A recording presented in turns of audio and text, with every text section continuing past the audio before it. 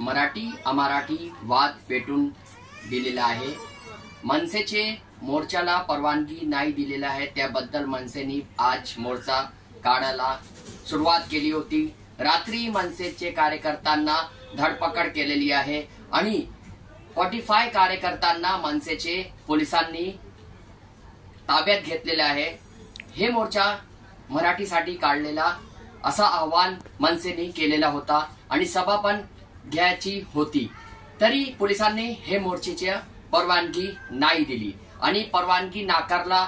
त्याबद्दल मनसेने हे आग्रह केला होता की हा मोर्चा आम्ही काढू, मराठीसाठी आम्ही लढणार, तरी पोलिसांनी हे मोर्चाला परमिशन आणि परवानगी दिलेली नाही असा आरोप मनसेने केलेले आहे।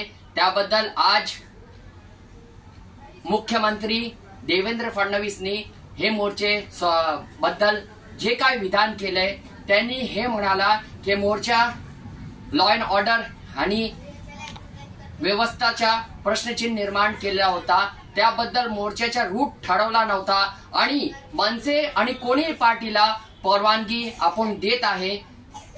अगोदर पण आम्ही त्यांना परवानगी दिली होती।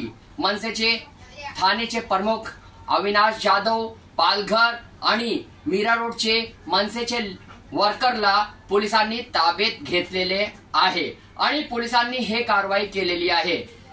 मनसेने हे आरोप लावलेला आहे की पोलिसांनी दबावामुळे हे कारवाई केलेली आहे, तरी मनसेने हे आग्रह केला होता की आम्ही मोर्चा काढणार। रात्री 2 वाजता अविनाश जाधवला पोलिसांनी ताब्यात घेतले आणि पालघर, मीरा रोड आणि तिकडे सर्व भागामध्ये मनसेचे कार्यकर्त्यांना धरपकड सुरुवात केलेली होती।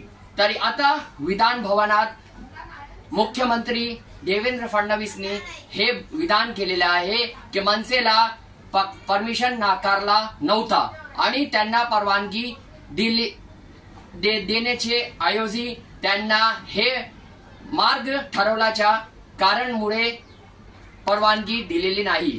तरी आता देवेंद्र फडणवीसने मोर्चा संदर्भात काय विधान केलेलं आहे हे बघा जहां का इन्साफची खास रिपोर्ट मध्ये। मी पोलिसांना त्या ठिकाणी आयुक्तांना विचारलं की ही परवानगी का दिली नाही, कारण कोणीही मोर्चाला परवानगी मागितली तर आपण परवानगी देतो।